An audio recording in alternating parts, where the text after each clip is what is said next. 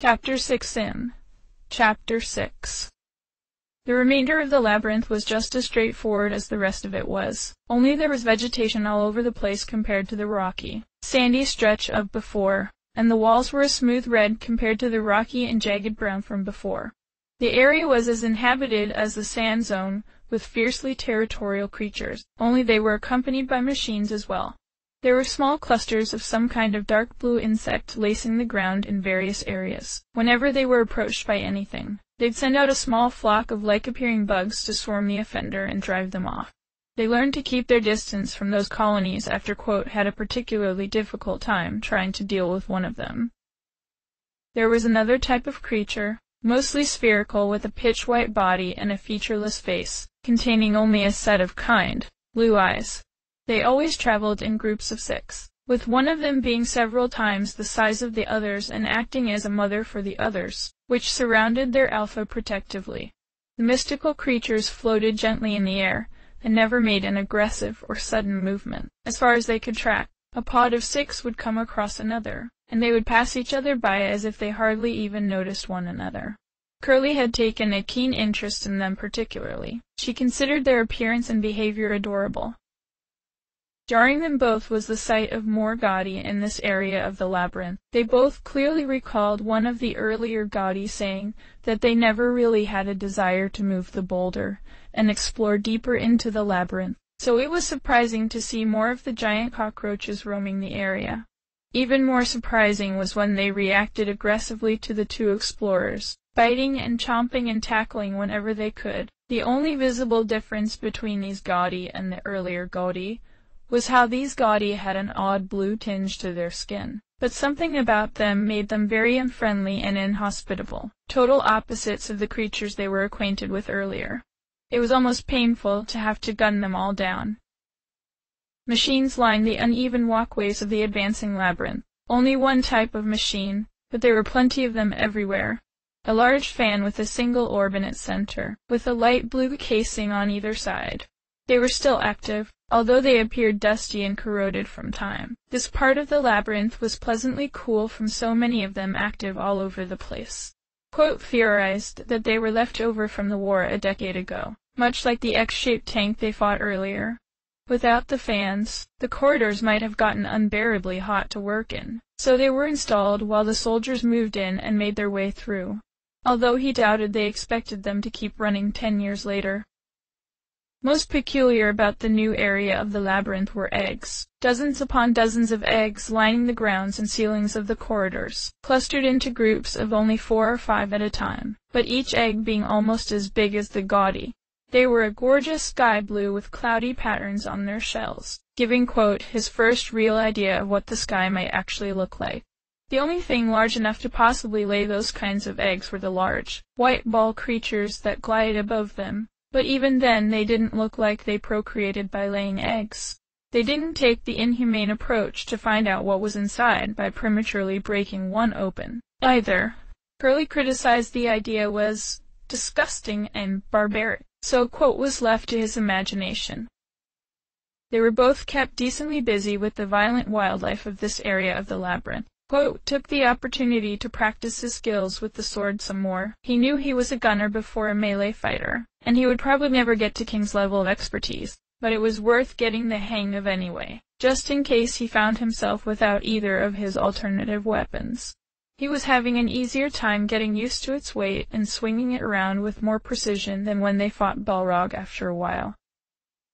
Curly was coming along quite well with her own gunplay. Offered to lend her the machine gun while he works with the sword, but she declined anyway, knowing that she'd have more control over the Polar Star and would be a greater help with it instead. She was jumping as high as he was, and her practice with her landings was coming very cleanly. Her aim with the Polar Star was more or less perfect, only missing the rare shot now, and she was running and weaving as quickly as he was. She admitted that the feelings were all vaguely familiar, as if she always knew how to fight the way she was, and had only forgotten it until recently. Another thing this area of the labyrinth had that no other area of the labyrinth had was water. At first it was only the occasional puddle, rarely reaching up to their calves, but as they proceeded further into the maze, the water would appear more and more frequently, and would continue to increase in depth, until it reached well over their heads, which they usually had to cross. They both found that they sunk like stones in the water. No matter how much either of them tried, they couldn't swing their arms or kick their legs hard enough to rise higher than a few feet in the ponds. Quote had a difficult time with the water. He couldn't stay under for more than a handful of seconds before feeling uncomfortable and feeling the need to get his head over the surface again. Curly had no such problem, though. She had some kind of device attached to the back of her neck that activated whenever it was wet. It caused a protective air bubble to envelop her body, allowing her to breathe under the surface of the water. He didn't quite understand the science behind it, but she was perfectly fine staying under the water for far longer than he could, so he accepted that it worked. At the end of the long, winding labyrinth was another door, much like the wooden one leading into the chamber with the giant boulder. Quote was practically salivating at the idea of the end of the labyrinth being just beyond the door, and wasted no time replacing his sword and flinging it wide open, allowing himself into the next room, Curly close behind him. The room was very small, smaller than the chamber. The colors of the stone all over the room reminded him of the very first cavern he was in when he woke up, a pale blue with black walls, and no obvious source of light. There was another wooden door across from them, leading even farther in, but between the two doors was a tiger's head, maw agape with all of its finely chiseled teeth, all on display, welcoming anyone who would willingly walk down its throat. The head had a surprising amount of detail on it. The nose, the eyes, the ears, even the fur was taken into account as they were carved out of the stone.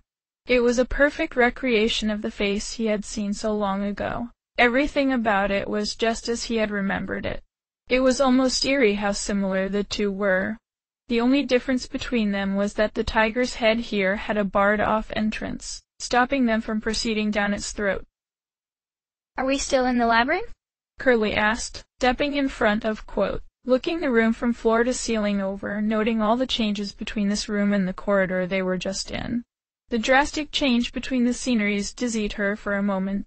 There was nothing living in this room, so she had holstered her polar star while she looked around the area. She noted the two other exits to the room, the wooden door just across the room, and the tiger's head leading in a different direction in the far wall to her left. She walked up to its mouth, walking without difficulty past its teeth and a short distance into his open maw. She rattled the bars that blocked her passage, trying to find some way to open the path so they could continue.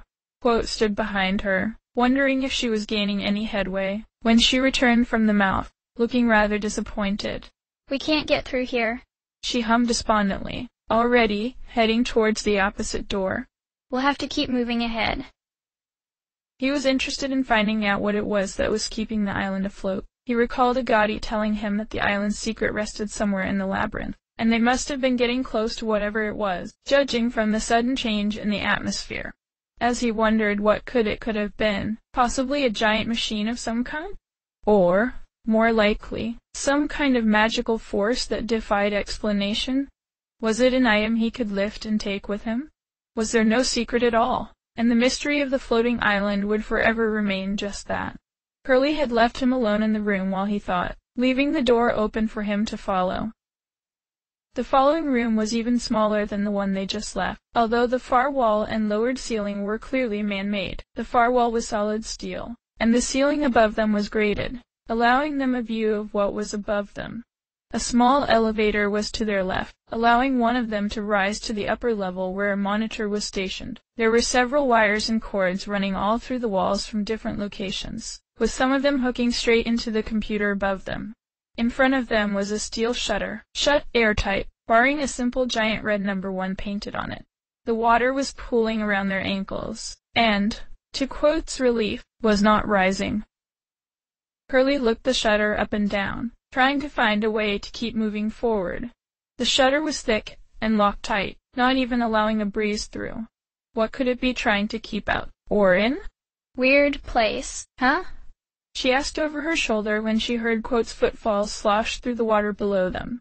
"I wonder if this was some sort of base or something. Do me a favor, will you, and go to that computer up there.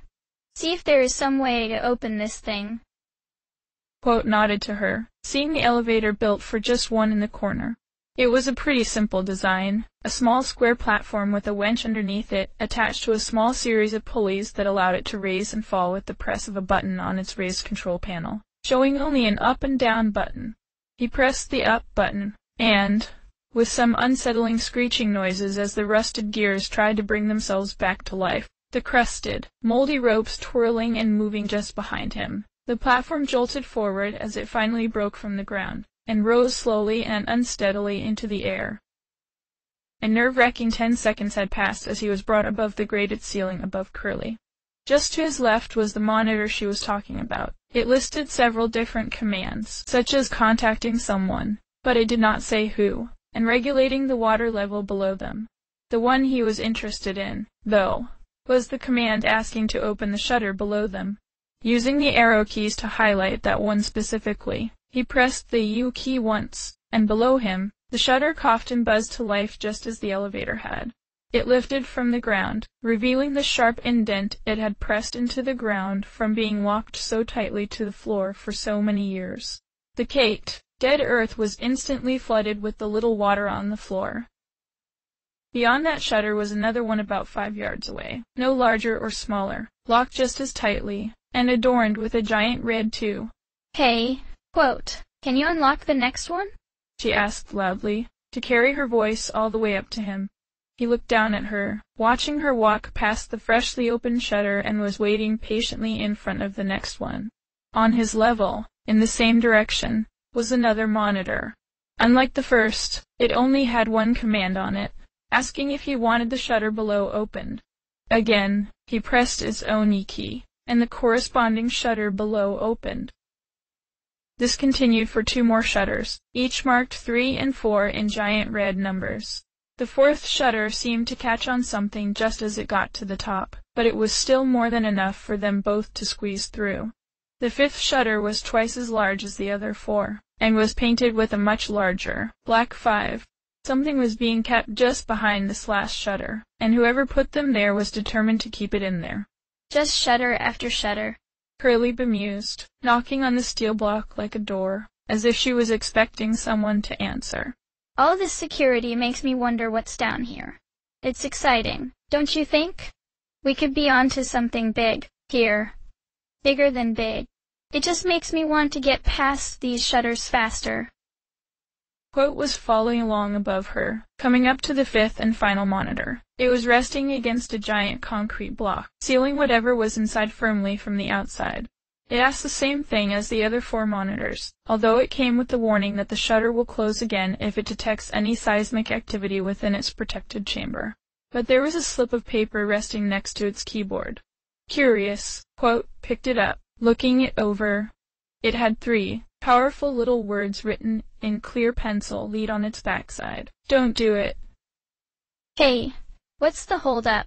Curly yelled, looking up. Quote had hesitated when he read that slip of paper, giving him a very clear suggestion on whether or not he should press that one little key. All the security wouldn't have been constructed for nothing, after all. Maybe the Gaudi that told him the rumor wasn't telling him everything he needed to know. "Are you okay up there?" Curly asked, sounding a bit nervous. "Is everything all right?"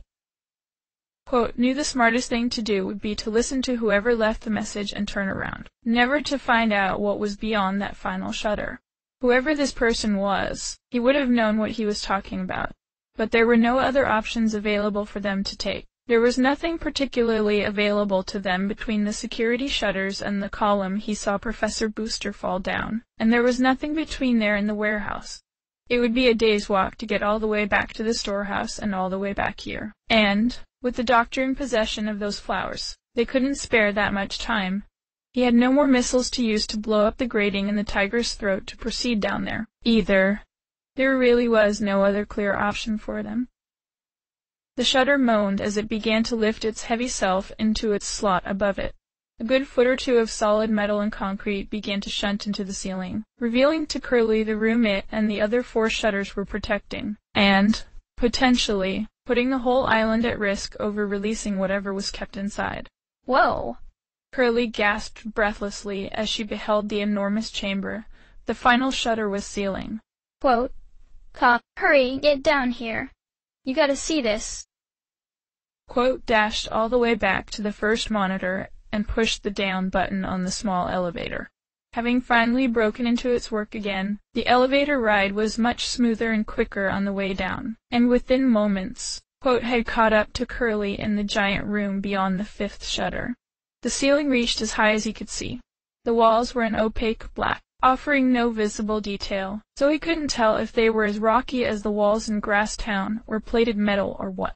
There were several raised platforms in the center of the room, and the floor dipped down a story or two, revealing that half the room was actually flooded.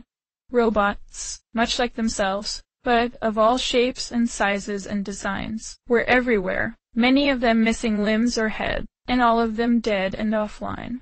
Some of them were still grasping onto their weapons. Off in the far distance of the dome-like room was an enormous something. It had no precise shape to it. It was like a giant egg, half wedged into the far wall, covered in a thick, green moss. It had an opening on its one visible end, shaped like an obscene, toothless grin that led further into its form, only revealing more featureless darkness. It was nearly as large as the room it was in, and surrounding it were 5 other designs just like it, only considerably smaller. It was totally dormant, and given the moss covering it, it was probably dormant for several years. Curly had already shown herself into the room and was looking over the corpse of one of the fallen robots on top of one of the raised platforms in the center of the room. "Look," she said in awe when finally caught up to her. She was gently running her hands over the broken and rusted remains of the robot, as if they were simply injured rather than dead and just needed some fixing. "This is a soldier from the surface, like us." Knelt down next to her, inspecting the robot himself. It looked nothing like either of them. It was extremely dark and gritty, and lacked any positive aesthetic to it, as if it never had a skin or shell. All of its teeth, although dulled and chipped, were clearly visible, and it had a thick neck and bony head, nothing like either of them. It did, however, have 2 receptors over where its ears would be, exactly like them. "It's all banged up," she continued. He could see that. "There's a ton more like it all over the place, too. They're all over the floor and all over these platforms. What on earth could have?" She paused as she thought what could have possibly done something like this. "Not a mimiga," she said, surprising him. He didn't know that she knew about the red flowers. "To do this much damage is beyond what a mimiga is capable of, even in their frenzied state." As if responding to her voice, the robot they were kneeling in front of slowly clicked and buzzed. A single spark flung from its skull as one of its eyes managed to light up in its socket. "Is it still alive?" she asked excitedly. If it could speak, if only for a few seconds, they might be able to learn what had done this to an entire platoon of soldiers. It made no visible movement, but they could clearly hear the mechanical gears and workings on its inside shift into life. Another spark from its skull, and a recording began to play from inside its head and out its unmoving mouth. "My name is General Brackett," they heard a raspy, exhausted voice say through the low-quality recording. They could hear something like shouting in the background of the recording, along with gunshots and explosions, and an unsettling roaring noise from something they couldn't determine. "And these are my last instructions to anyone unlucky enough to find themselves in this pit of the labyrinth. Team 9 is annihilated. We couldn't destroy the target before it totally overwhelmed us. Our bullets and rockets bounced off it like they were nothing. Our current forces—" A loud explosion rocked the recording as Brackett was cut off, followed by more yells and curses from other soldiers in the background, followed by more gunshots. "Our current forces were insufficient. After only a few minutes, I ordered the shutters closed. I knew we weren't going to be able to stop this thing." Both of them watched the motionless robot and listened to its recording, horrifyingly gripped to its every last word and sound. "If you're listening to this," he continued as the roaring of whatever was in the recording grew louder and closer. His breathing was audibly quickening and his tone was becoming panicked. "then get out. Close the shutter and retreat. Retreat. Ready, true." Another loud, dull explosion filled the recording before it suddenly stopped, filling the giant room with a chilling silence. The room began to shake terribly, as if the very walls around them were trying to collapse in and crush them. The water underneath the platforms began to roil and throw, and the loose rocks from the ceiling began to jar and plummet, raining down on them both from all sides. A fierce vibration coursed through the floor, unbalancing them as the platform began to sway and creak, its legs beginning to protest underneath the sudden strain. Just as the last monitor promised, the final shutter immediately slammed closed, locking them into the airtight dome. What's happening? Curly panicked, searching for something stable to grab onto. Quote was scanning the room as best he could, trying to find the source of all the commotion and damage. A loud wail erupted through the air behind them both, a low, animalistic cry that reverberated their bones and rippled the water underneath them with the sheer bass in its voice. It sounded like the roar they heard in Brackett's recording, only considerably deeper and a little more muffled. They both turned away from the closed shutter to see what had caused the noise, and there floated the enormous egg-shaped moss-covered stone that was half-wedged into the wall. Its entire form was dislodged from the wall, revealing its behemoth mass, easily larger than Arthur's entire house all by itself. In its one grin-shaped opening were eyes, a dozen light blue eyes that each individually moved and blinked, roaming all over the room in search of whatever awoke it. Its 5 look-alike miniature parts were all awake as well, each of them circling its larger counterpart protectively, much like the white creatures they had seen earlier in the labyrinth. The smaller creatures only sported 2 individual eyes instead of the many the larger creature in the center had. It floated forward in the air, letting out another low howl as it continued to search for a target, or for a way out. Its huge body easily crippled the platforms and scaffoldings laced in front of it as it ran them down. As it moved away from its plug in the far wall, water came flooding into the room in a massive torrent, rising the water level drastically quickly until it was already up to the raised platform, Quote and Curly were still recoiling on.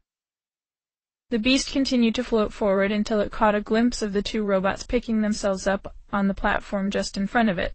Each of its eyes locked firmly onto their location as it let out another roar, and suddenly its 5 miniatures began to float into place. All 5 of them faced forward while the larger beast shut its opening, hiding its soft and vulnerable inside. All 6 of them neared closer, the water level rising. Move! Yelled Curly simply, launching herself at, Quote, and sending them both into the water below. They narrowly missed an odd projectile fired by one of the 5 smaller creatures that soared towards the platform, splashing harmlessly onto its old, bent flooring. The air was knocked out of him when Curly tackled him, robbing him of valuable oxygen as they plummeted into the water below. An air bubble emerged around Curly the moment her head went under, protecting her from the harsh, cold water, but Quote was left scrambling for the nearest shore to pull himself back above the surface, which was quickly climbing out of his reach. Curly drew her polar star and began firing at the hardened underbelly of the enormous beast. Although the weapon worked fine underwater, each shot harmlessly bounced off its durable hide, not even nicking off any of the moss that grew on it. She continued firing, with the shutter closed behind them. Their only hope was to fight this thing, well aware that Brackett had an entire team, and he still failed. One of the 5 smaller creatures submerged itself, pursuing them in the water. She quickly changed targets and began firing into the eyes of the creature. It got off its own 1 shot before forcing itself to close its eyes and recoil from the fiery pain.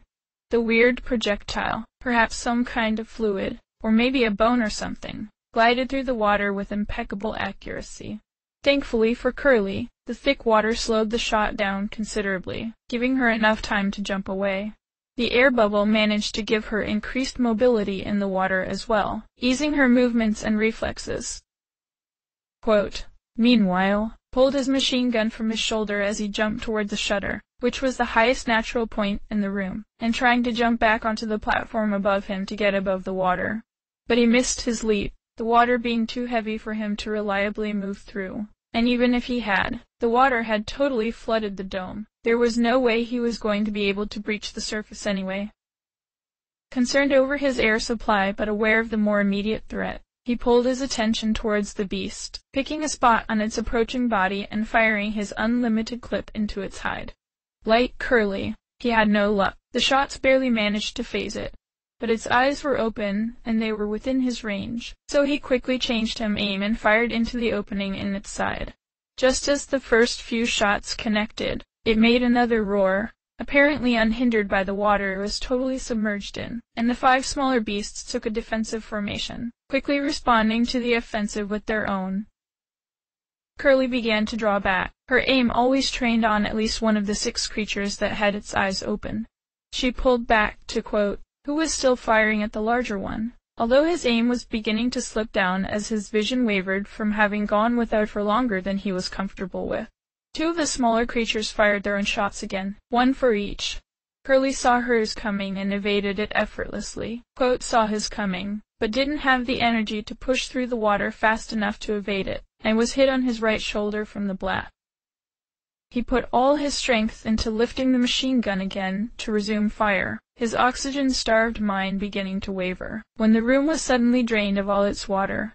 It lowered just as quickly as it had risen, and it continued to sink until it was shallower than before the beast had awakened through a drain located under the ridge that the shutter was on. Apparently it only opened to drain the water when the pressure reached a certain level. Quote took several deep gulps of much appreciated air, feeling his strength return to him and his eyes refocusing. Why did he even need oxygen? He was a robot. He could understand creatures like Mimiga and Gaudi needing it to live, but he couldn't immediately think of any good reason why he would feel any type of asphyxiation at all. The eyes on the central beast were still open, though surrounded by the 5 smaller ones. Curly was below them, drawing their attention with her own onslaught, allowing, quote, a sizable opening to strike. The beast hovered just above the raised platform, and simply faced forward. Perhaps it was too large to maneuver around like the little ones could, and that played well to his advantage.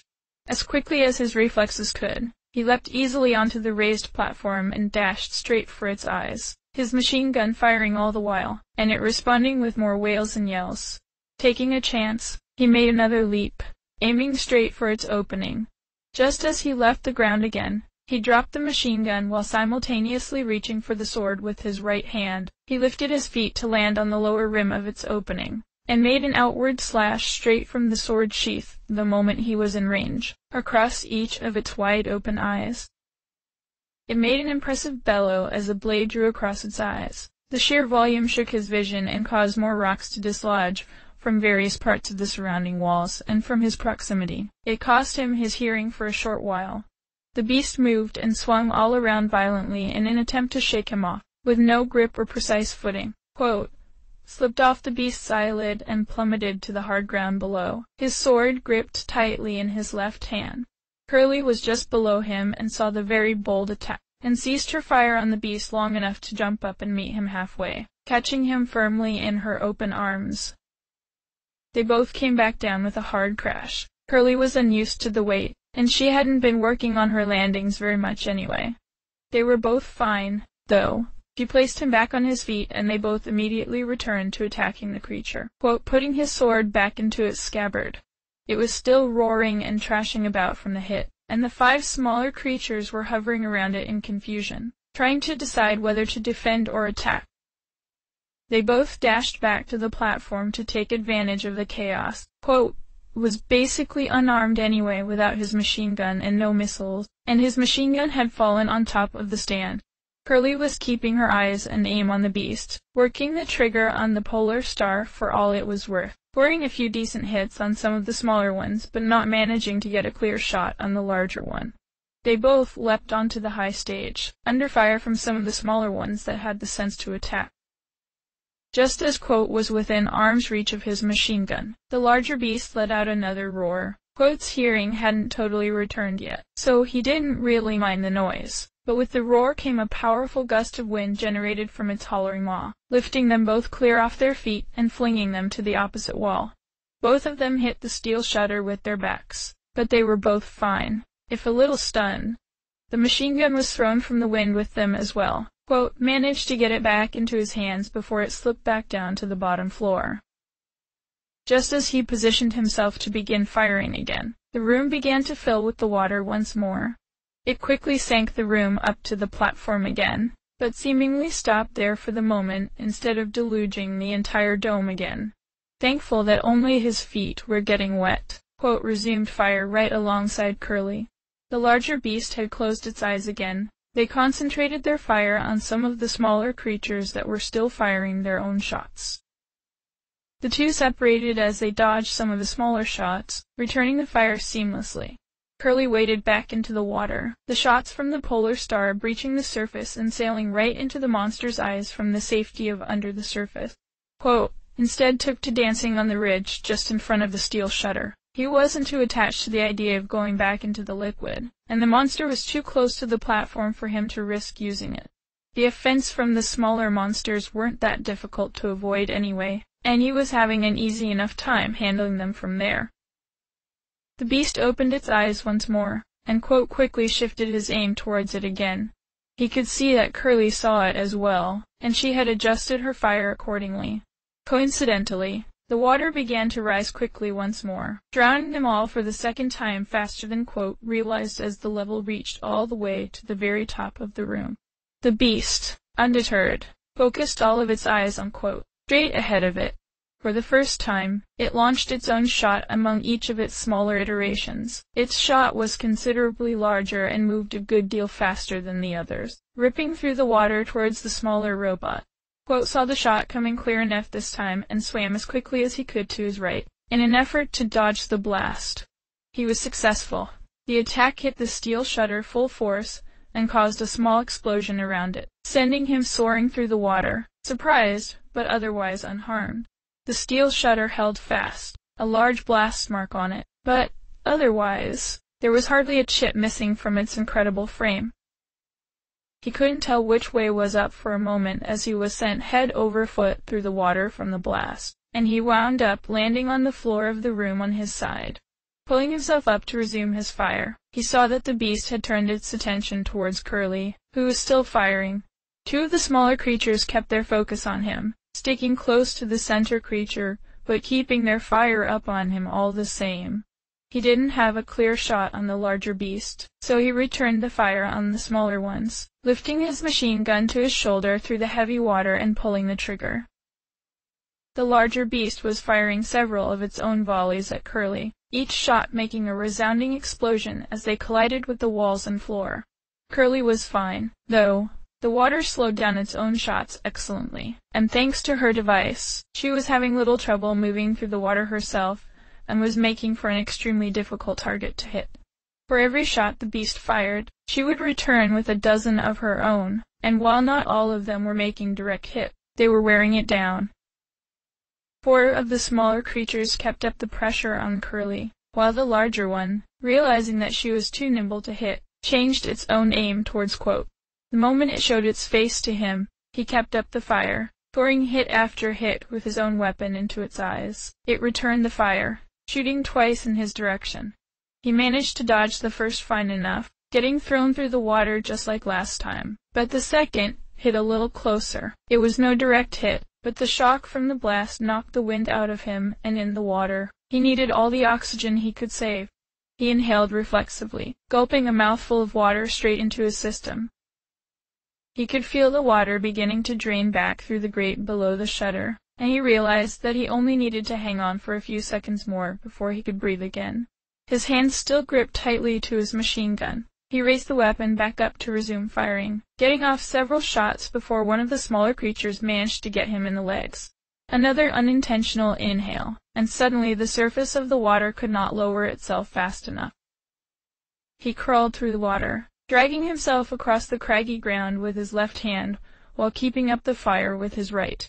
The aim from the smaller beasts were unspectacular, managing to miss him by a fairly large margin, but one of them just needed to get a little lucky. To say nothing of the larger one, which didn't need to be very accurate to rip him to shreds. Within seconds, Curly was at his side, intent on providing cover but instead just focusing all of Beast's firepower on one spot. They both kept fighting, pulling their triggers ceaselessly, their nerves racked as shots were landing all around them. Kicked his legs, feeling the pain course through his body as he did. He tried to signal to Curly to run somewhere else, to divert its fire again, but her back was to him, keeping her arms up and her locked into place as she kept firing. Just as his vision began to darken, The water level finally receded low enough for him to stick his head above the surface and take in several very necessary deep breaths of air. He coughed awkwardly several times, heaving up the water he had swallowed, feeling it run back through his mouth and spill back into the lake. He looked up to see that the larger beast was beginning to fire again. His legs were still working, but it caused him too much pain to try and pick himself up to start running. Curly remained stoutly by his side as she kept up her attacks, but if she didn't get out of the way, she'd be easily caught in the blast too. He didn't know what to do. He wearily raised his machine gun again with only his right hand, and tried firing into the beast one last time, his aim unsteady and his arm aching with each shot fired. Only a few shots met their mark. Everything else either hit its sturdy shell, or missed its body entirely. It fired its shot, the enormous blast erupting from its open space and roaring through the air towards its two targets. Curly realized her error now, but it was far too little too late. The moment the blast was fired, she turned around, kneeling down over Quote's body, and braced herself for the impact, shielding his body with her own. They both closed their eyes, waiting for their explosion. They heard the blast burst midair, and could feel the shock of the explosion ripple their clothes and hair, but they were otherwise fine. They heard the familiar roar of the beast erupt and languish through the air, as if it were in pain. They both opened their eyes. Curly turned around and looked up to see the beast again. It seemed unhurt, but between them and the beast was Misery, hovering in place with her wooden rod extended just in front of her, glowing in odd off-blue. Her dark blue hair and green shirt fluttered from the breath of the beast's holler, and she was standing upright. "Did she just save us?" Curly asked to Quote, too surprised to believe it. She really thought that they were about to bite the dust that time. He was just as astounded as she was, and didn't have any answers off the top of his head. "Did you just save us?" she yelled towards Misery. Misery looked over her shoulder, her staff held in place. She was concentrating hard in keeping the beast, and each of its 5 smaller children, frozen, and her expression was maddened and twisted to reflect that. "Tick," she snapped, turning back towards the beast, not answering Curly's question. Quote guessed that she didn't intend to save them at all, and she just happened to melt directly into the path of the beast's projectile. Lucky for them, either way. "Those kids better be safe," Curly yelled, suddenly very indignant towards Misery. She sounded madder than Quote had ever heard her, but he couldn't see her face from his angle. "I find out you've done anything to hurt those kids, I swear, I'll—" "Oh, shut up!" Misery yelled back, her focus still on keeping the beasts in place. "Who do you think you are? You're no mother. You're no parent. You're just a robot. A dumb, blonde robot." Quote suddenly felt very vulnerable, lying underneath a very scorned Curly with a pistol. He wasn't sure if he'd rather keep fighting the beast instead. "You don't even know what this is, do you?" Misery kept goading. Curly offered no response. "This is what I hate about robots," she said to herself before raising her voice once more. "This is the heart of the island, the lifeblood of the land, the core of the apple. If you kill it, the island will fall to the earth. Is that your plan? Your grand scheme? Or did you just come into this room and started shooting the first thing you saw? You're imbeciles. You're fools." Melting into sight just above the beast was another. Quote didn't recognize him at first, but he recognized the white coat that went to his ankles, those glasses that glinted in the light, that poor disposition, that dark complexion, and that gaudy blue helmet with the red jewel he wore. It took him a moment to realize it, but the doctor was right there, hovering just a little way away, in range of his machine gun, too. He began to thrust and squirm under Curly, managing to shake her off as he began putting all his strength into standing up. He ignored the pain in his legs as he pulled himself to his feet, standing tall as he prepped his machine gun. "Misery, what are you doing?" the doctor yelled, sounding perturbed, but his giddy grin said that he was very excited about being so close to his goals. "Bring the core to the laboratory at once. There's still time. It can still be salvaged." Quote steadied his aim, eyeing the doctor down the sights of his machine gun. The doctor hovered in place, making his shot easier. His legs wavered in pain, taking his total concentration from stopping the man before there could be more scenarios like the storehouse. But with steely determination he kept the human-like monster in his eyes and pulled the trigger. The glow around the wooden rod in her hands intensified as she began a low, menacing growl which turned into a loud, powerful yell. A blinding flash emanated from first the rod, then her entire body, and then the beast's bodies, filling the room with a stunning white light that caused both Quote and Curly to shield their eyes in response. He didn't see the first shot land on the doctor, and with the flash, his aim was quickly brought down to the ground. He didn't know if he managed to get him, but as soon as he could open his eyes again, when the dizzying murkiness left their eyes from the flash and they could see again, they were both alone. None of the 6 beasts were there. Misery was gone, and, worst of all for him, he didn't know if he even managed to hit the doctor. The room was as silent as when they first entered it, and just as dormant. Before they could come up with some other plan of action, or even a way out of the room, the water level rose drastically fast. At first the level was only a few feet deep at its farthest, but before they had a chance to run, it had already risen back up to the raised platform in the center of the room.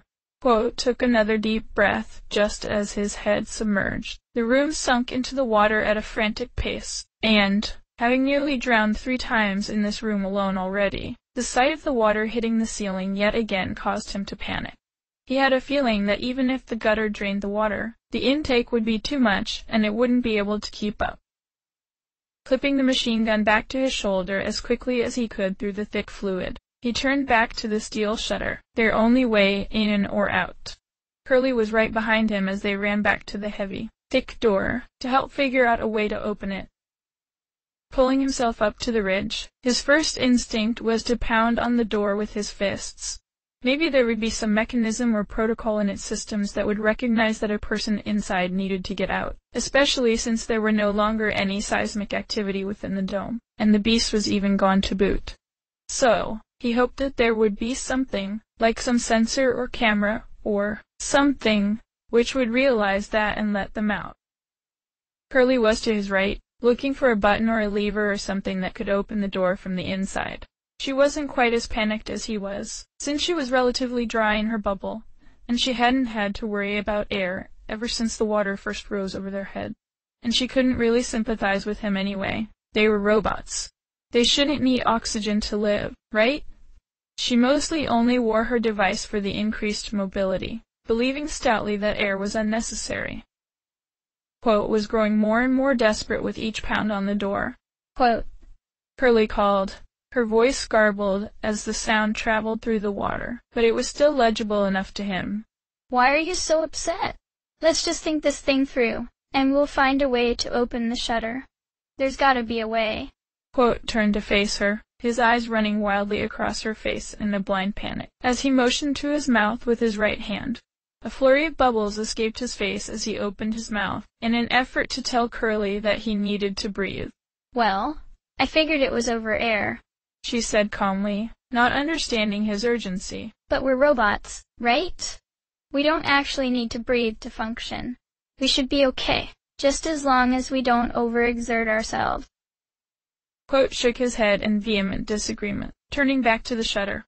He dropped to his knees and thrust his hands into the soil below the shutter, digging through the dirt and pushing away the rocks and pebbles in a rushed fervor. Quote? Curly asked, growing worried over his actions. Was she wrong? Did robots need to breathe to function? She had been making the breathing motions when she woke up, mimicking the young mimica that she fostered to seem more tangible. She noticed that he breathed as well whenever he needed to move quickly, like the fight they were in just now. She remembered a contest her 4 kids had, where they challenged each other to hold their breath for as long as they could, and she won in a landslide, going for hours without taking a single puff of air. She doubted he had done something similar, but surely he must have realized that he didn't need to do it, right? He backed away from the door when he noticed that trying to dig his way out was pointless. The steel wall continued underneath the dirt, going down for who knows how far. Robots don't need to breath, Curly told him, and he chanted that sentence over and over again in his mind. We should be okay. We don't actually need to breathe. Then why did he feel such a basic need to get to oxygen as quickly as he could? Why did he feel like he was drowning if he had no lungs to fill with water? He unclipped the machine gun from his shoulder and, aiming from the hip, he pointed the barrel of the gun at the shutter and pulled the trigger at point-blank range. Curly jumped away in surprise as the sudden volley of shots rang from his weapon and into the door. Each small beam of light that shot from the gun hit the shutter with all the force they could manage as he stood there and just held the trigger down. He really hoped it would work, temporarily forgetting that if it were that simple, the beast probably wouldn't have still been locked in here. His vision began to waver as he stood there, largely unmoving as the gun fired and fired into the wall. "Quote," Curly yelled to him, hoping that her voice would carry over the fleets of the gun and through the water well enough for him to hear her. If he did, he didn't acknowledge her. He kept gunning down the immovable with the last of his air, desperate to burst through. His vision clouded considerably, and his head was feeling light while his throat felt tight. His aim was constantly wavering left and right as he continued to unload his clip into the door, until the machine gun began to click instead of fire. While the clip was limitless, the gun was still either overheated or too waterlogged to continue firing. He didn't notice, though. He stood still, his arms still waving left and right as if he were still shooting. His eyes looked far off, like he wasn't all there, not even registering that his outburst hadn't so much as left a singe on the door. Without another thought, he collapsed forward onto the dirt, his body giving out and his mind blanking. He dropped the machine gun, each of his limbs going limp as he fell. He didn't hear Curly call out to him one final time before the world disappeared to him. He awoke to the feeling of his own breathing. He was face down in the dirt, his chest heaving slowly and calmly with each inhale and exhale. His eyes were heavy and his mind was fuzzy. The memories from the past hour or so were broken, only recalling bits and pieces at a time. He remembered walking through the labyrinth with Curly, and fighting Balrog, and coming across some fortified base at the end of the journey. But after that, things became unclear. He slowly brought his hands up to his sides, and his knees underneath his body. His chest felt very heavy, and his throat was very scratchy and sore. His legs were cramped, as if he had been doing a lot of running and jumping before he fell unconscious. Just where was he, and what was he doing? He lifted his head, trying to survey the area he was in.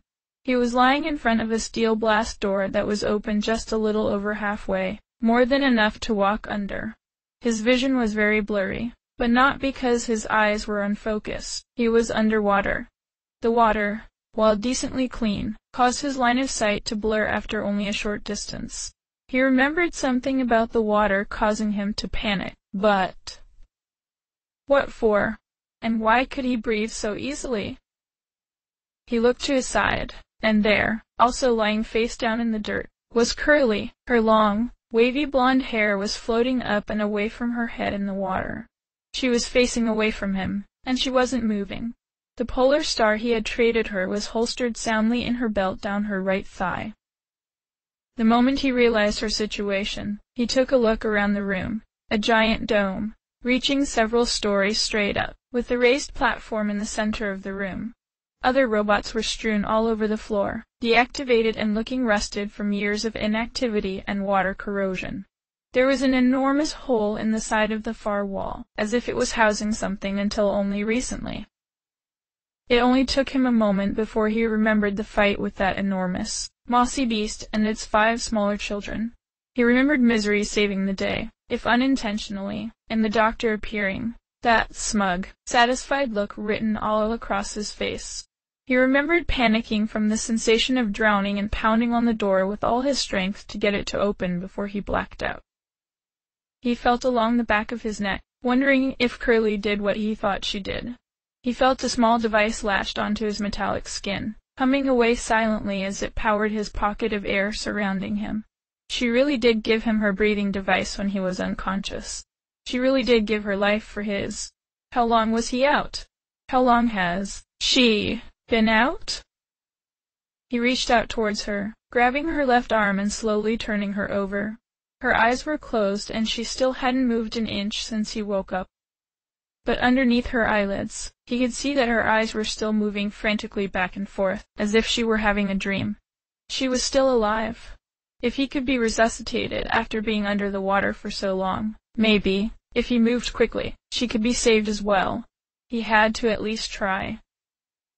He looked around the room frantically, looking for something he could use to perhaps secure her to himself with, or at least tow her so he had both his hands free.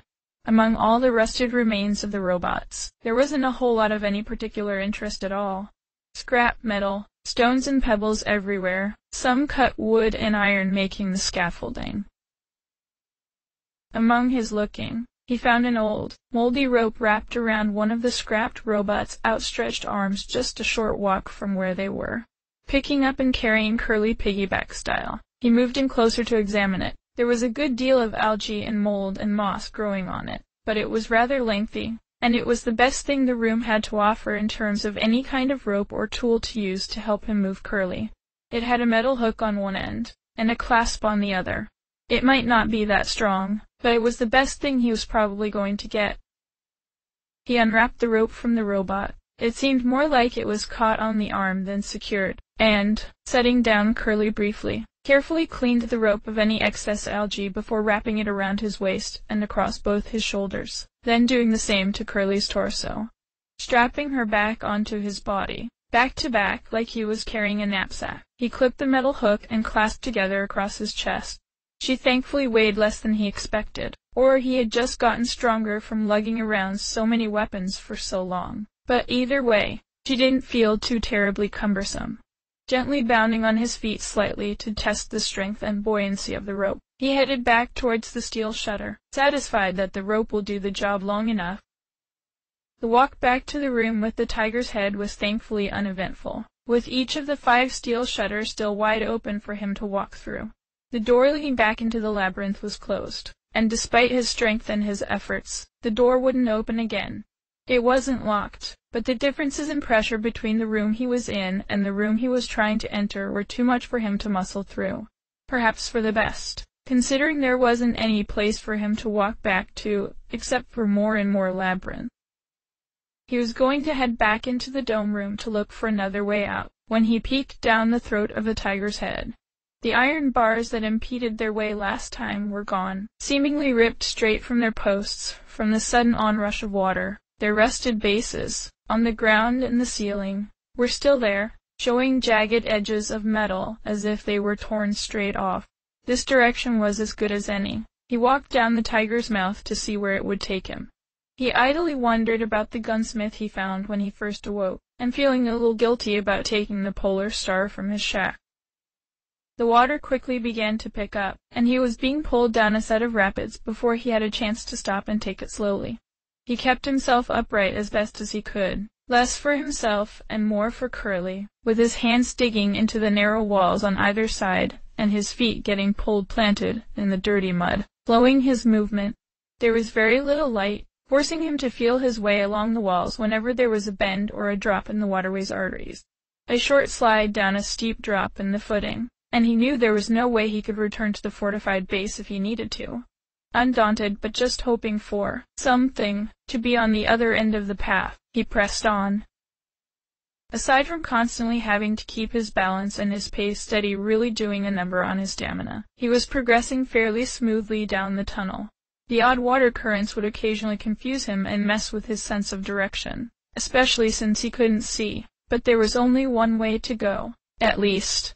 After what felt like hours, to his arms, he came across a small, sheltered plateau in the waterway.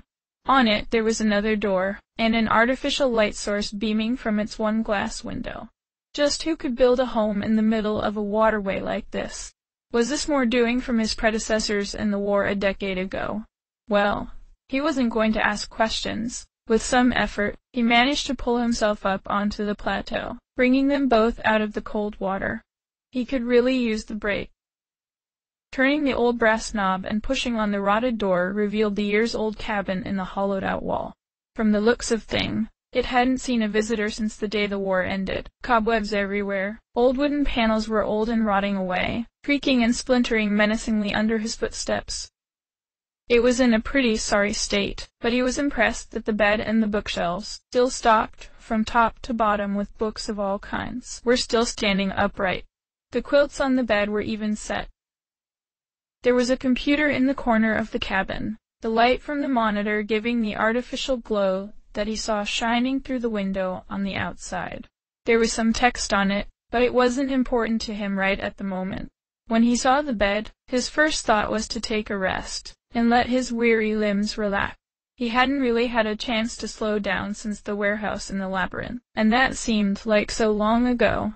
He carefully untied Curly from his back and laying her down on the left side of the bed first, and, coiling the tow rope around the bedpost, he took the right side, allowing himself to relax for a moment. He couldn't fall asleep. He wasn't especially surprised, but when he pulled himself out of the soaking wet bed just an hour later, he felt in tip-top condition, like he had slept days. Another perk of being a combat android, he guessed. The bed's frame and the mattress's springs managed to shoulder their combined weight, even after years of degradation. Curly, however, hadn't made a single movement since he set her down, not so much as a twitch of the finger, but her eyes were still moving under her eyelids. He clung to his hope that she was still alive, and that she could be brought back safely, but he didn't have a lot to base his claims on so far. He wasn't quite ready to leave the cabin just yet. The glow of the monitor finally managed to hold his attention, its text still displayed prominently in the center of its screen. It was just a single line of letters, but it couldn't hurt to at least read it. You know, it read, as if it were talking to him directly. I often recorded what I learned in that notebook. A notebook? He glanced over his shoulder, at the bookcase standing on the other side of the single room. It would be an obvious place to put a book, but a more pressing question would be why he should care. That line of text could be 10 years old, for all her knew. He looked back at the screen, half expecting the words to be different. They weren't, so he decided to humor himself and at least take a look. He might find something useful or at least entertaining. Heaven knows he could use a laugh after everything that's happened to him in this cave. He rifled through the shelf, running his fingers over the various spines of the books, reading their titles and deciding whether or not they might be of interest. It was mostly non-fiction, a few documentaries and encyclopedias, along with specialized books on various things like the plant life on the surface on the Earth, and another on the animal life on the floating island. One small book managed to catch his eye, wedged inconspicuously between two larger books on human health and hygiene. It had a ringed spine, like a notebook. Pulling it off the shelf and dusting off its cover, it had the simple title, Research Recordings, written in plain pencil across its top. This must be the book the computer wanted him to find. He opened the book to the first page, a table of contents. Amusingly, he flipped through some of the pages, keeping his finger just behind the cover as a kind of bookmark, and noting that each page was numbered. Whoever wrote this book was very tidy. He looked over the possible topics. There were entire sections devoted to Mimiga, the Gaudi, the core of the island, the war from a decade ago, and so forth. That last one had a particularly interesting subtopic, though, regarding the combat androids that had been developed on the surface. Suddenly reminded of his lack of definitive identity, he decided to give it a read. Flipping to the listed page, he was surprised to find extremely detailed drawings and diagrams of the inner workings of the common combat android. Each gear and sensor was listed by number among several drawings taking up several pages, giving him an extremely thorough explanation of his own body. Most of it just flew over his head, though, using too many big words for him to follow along when he tried. A few pages into the subsection, and he found about half a page explaining to him the combat android's functions while submerged in the water. Suddenly he was very interested in this notebook. There might be a way to fix Curly in here. Surface-developed robots have limitations on their operation underwater, it read. So far, so easy to understand, compared to the rest of the book. If they are submerged for too long a period, their system automatically shuts down to avoid a short circuit. Well, that revelation hit him like a hammer. It explained why he needed to get to air despite not even needing to breathe. He didn't know if it was a string of programming code that gave him that basic survival instinct, or if he developed it himself, but either way, it explained why the idea of drowning was so serious to him. The following pages will contain instructions on the proper method of caring for a flooded robot. No.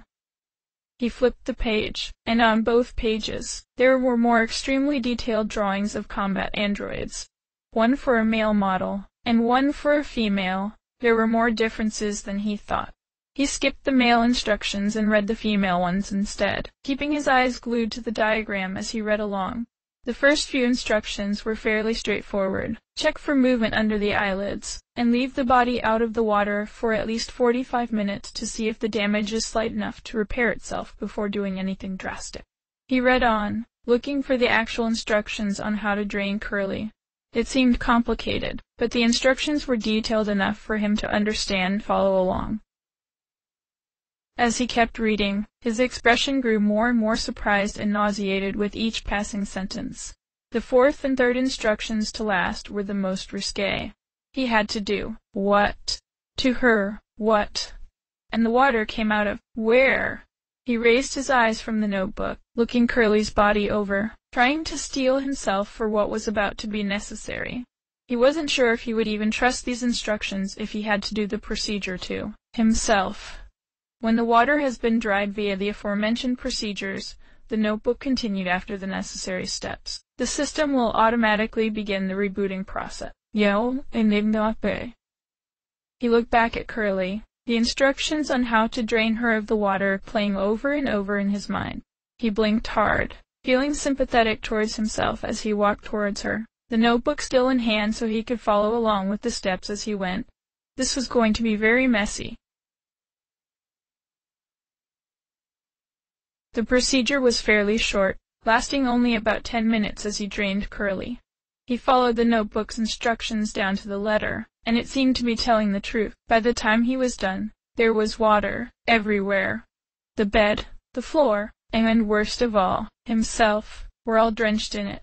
Immediately after he was done, and Curly was busy rebooting herself, he left the cabin in a hurry to vigorously wash his hands in the stream passing just outside the door. Even after his hands were spotless, he just couldn't wash the dirt off them. Resigning from the stream and the waterway, he sulked back into the cabin to see if Curly was awake yet, and that he didn't do what he did for nothing. Sure enough, Curly was wide awake, sitting up on the bed, looking a little tired but otherwise just fine. She looked befuddled at first, but when she saw Quote standing at the door, she was suddenly elated. "You're alive," she yelled ecstatically. Quote was just as relieved and shared the sentiment. The moment he realized she was fine, he forgot all about the procedure he had just went through, and practically leapt onto the bed to embrace her. A little queasiness was a small price to pay to see Curly okay. She returned the hug in full. "Oh, I'm so glad you're okay," she said softly as they held each other. "That was a real spook back in the core room. I almost didn't think we were going to make it." They pulled away from each other, so she could speak to him eye to eye. "Once you fell unconscious, I couldn't think of anything else that might work. I'm just glad my air tank worked like I had hoped." Quote shuffled himself off the bed, to give her more room. "I'm sorry to have worried you, Quote," she said sadly. "We were in a tight spot, and I knew you'd have a better shot at stopping the doctor than me. I figured it would have been better for everyone if you went on ahead instead. You've seen how I use a gun, after all."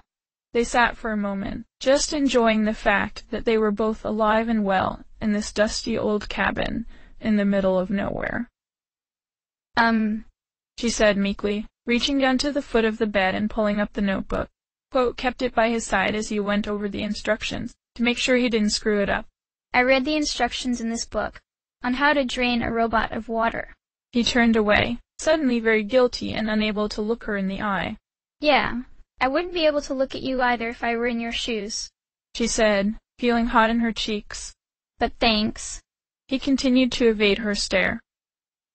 Without another word, she fell back, her eyes shut. He became worried for a moment. What if something had gone wrong? Was she short-circuiting? He picked up the notebook again, quickly skipping to the end of the procedure to see if this was normal. "The reboot process normally takes some time to complete," it read. If the subject regains consciousness for a moment before resuming the process, this is normal behavior and you should not attempt to repeat the procedure. Well, that was a relief, at least. She was going to be fine. He looked out the only window in the cabin, towards the waterway just a few steps from the door. They had to keep moving, he knew. The doctor had the red flowers, and now he has that core to work with. They couldn't spend a lot of time idling. He had already wasted an hour recovering himself. He didn't want to push Curly too hard, especially in her condition, but every second counted. He picked up the tow rope from the bedpost and proceeded to gently tie Curly to his back, exactly as he had before. It was really bearing down on his conscience to keep her moving. The least he could do, after saving his own life so selflessly, was to let her keep sleeping. But knowing her, she'd say something to the effect of "Oh, I'm a tough girl. I'll be fine. Let's go show that doctor who's boss." And while he agreed that she was strong, he was worried he was still pushing them both too hard. When he was finished securing her in place and clipping the rope back onto itself across his chest, he left the cabin and slowly dropped them both back into the running water. The device on his neck quickly hummed to life, enveloping them both in a protective air bubble that sealed them both from the water. Going back under the surface of the cold, clear water, he restarted trekking down the tunnel of water, unsure of his final destination.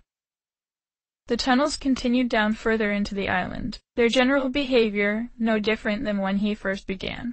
Very little light to go by, with constant bends and drops in their movements. They were still narrow enough for him to plant his arms and legs in firmly, allowing him to slowly navigate his way down the chute. Curly hung limp on his back, but would occasionally give an affirming wriggle or movement in her sleep to tell him that she was fine. As he continued down, the walls began to get moisier, and the ground under him slippery. Only once so far had he lost his footing, but he was able to balance himself before the force of the tide took him away. He was worried over the inevitable steep drop in the path, or when the walls grew too far apart for him to grasp, and they both would be sent down the torrent without a hope. As if being taunted, the walls seemingly disappeared from his grip after a particularly sharp turn, and his boots were lifted straight off the ground as they both began to tumble and crash down the heavy rapids. Quoke grasped onto the clasp of the tow rope with his left hand, bent on keeping the hooks together, and Curly strapped to his back as they both somersaulted and pirouetted down the tunnels. With his right, he reached out blindly and wildly, grasping at nothing in an attempt to slow their extreme descent down the water.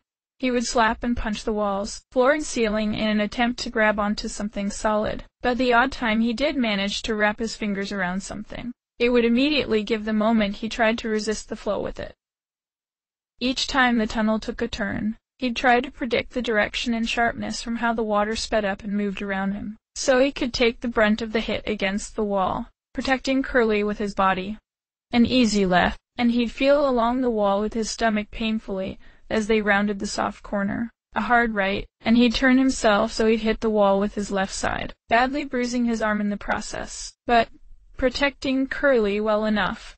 He found himself upside down for a sudden dip in the slide, however, and he harshly hit his head against the floor from the buoyancy. He blacked out before he could even register the hit. Their bodies ravaged ceaselessly against the rough walls of the tunnel before the clasp on the rope finally came undone. End of chapter 2.